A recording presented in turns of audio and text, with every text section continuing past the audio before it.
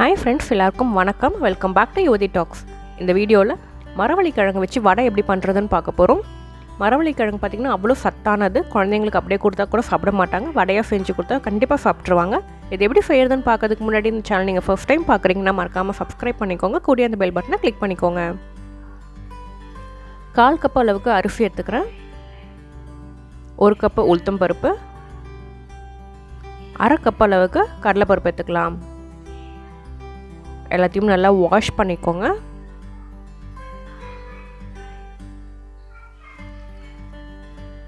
ஒரு 1 மணி நேரத்துக்கு நல்லா ஊற வச்சுக்கலாம். ரொம்ப ஈஸியாக செஞ்சிடலாங்க.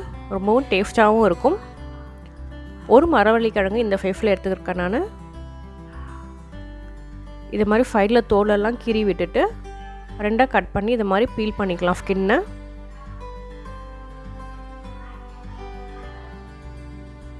இது மாதிரி ஸ்கின்னெல்லாம் பீல் பண்ணிவிட்டு மரவள்ளி கிழங்கு நல்லா இது மாதிரி துருவி எடுத்துக்கோங்க. துருவி எடுத்துக்கும் போது நம்மளுக்கு அரைக்கிறதுக்கு ஈஸியாகவும் இருக்கும். மிக்சியில் போட்டு அரைக்கும் போது நம்மளுக்கு துருவினா ஈஸியாக இருக்கும். அதுக்காக தான். இப்போ பார்த்தீங்கன்னா 2 கப் அளவுக்கு மரவள்ளி கிழங்கு கிடச்சிருக்கு துருவுனது எனக்கு. அதை ஒரு மிக்ஸி ஜாரில் ஆட் பண்ணிக்கிறேன்.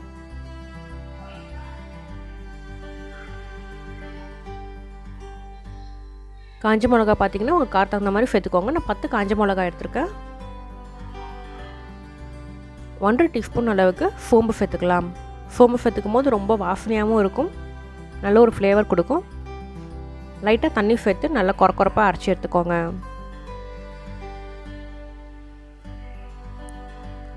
பாருங்கள், இந்த அளவுக்கு நல்லா கொரப்பாக அரைச்சி எடுத்துக்கலாம். இப்போ இது ஒரு பவுலில் ட்ரான்ஸ்ஃபர் பண்ணிக்கிட்டு அடுத்தது ஊற வச்சுருந்த பருப்பு எல்லாமும் அரைச்சி எடுத்துக்கலாம். நான் 2 பேட்சாக ஊற வச்ச பருப்பை வந்து அரைச்சி எடுத்துக்க போகிறேன்.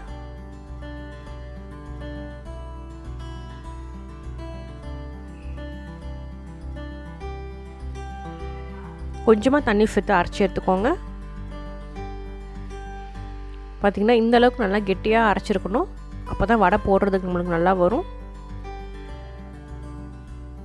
நீங்கள் கிரைண்டரில் போடுறதா இருந்தால் கூட எல்லாத்தையுமே சேர்த்த மாதிரி கிரைண்டரில் போட்டு கூட அரைச்சி எடுத்துக்கலாம்.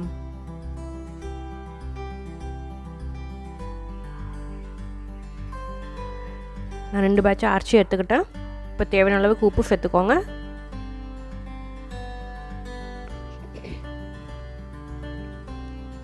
மூணு மீடியம் சைஸ் வெங்காயம் பார்த்தீங்கன்னா சாப் பண்ணியிருக்கேன். அதை சேர்த்துக்கிறேன். கொஞ்சமாக கருவேப்பிலை நல்லா ஃபைனாக சாப் பண்ணி சேர்த்துக்கோங்க. எல்லாத்தையும் சேர்த்து நல்லா மிக்ஸ் பண்ணிவிட்டு வடை போட்டுடலாங்க.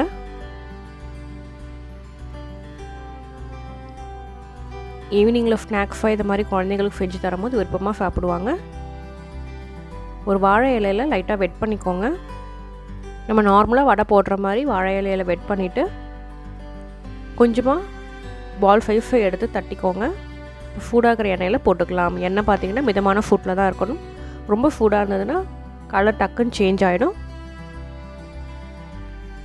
வடை ஃபுல்லாக பொரிச்சு எடுக்கிற வரைக்குமே மீடியம் ஃப்ளேம்லேயே வச்சுக்கோங்க.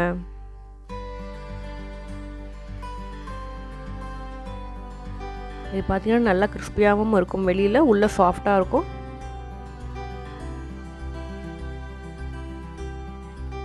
நல்லா கோல்டன் ப்ரௌன் ஆற வரைக்கும் பொரிச்சு எடுத்துக்கலாம்.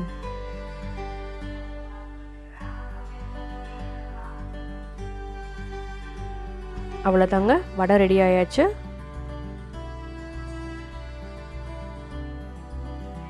கண்டிப்பாக இந்த ரெசிபி ட்ரை பண்ணி பாருங்கள். வீட்டில் எல்லாருக்குமே ரொம்ப பிடிக்கும்.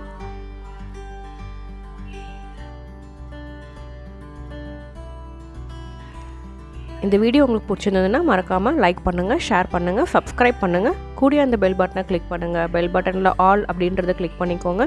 அப்போ தான் நான் போடுற வீடியோஸ் எல்லாத்துக்குமே நோட்டிஃபிகேஷன் வரும். எப்படி இருந்ததுன்னு செஞ்சு பார்த்துட்டு கமெண்ட் பண்ணுங்கள். நெக்ஸ்ட் வீடியோவில் பார்க்கலாம்.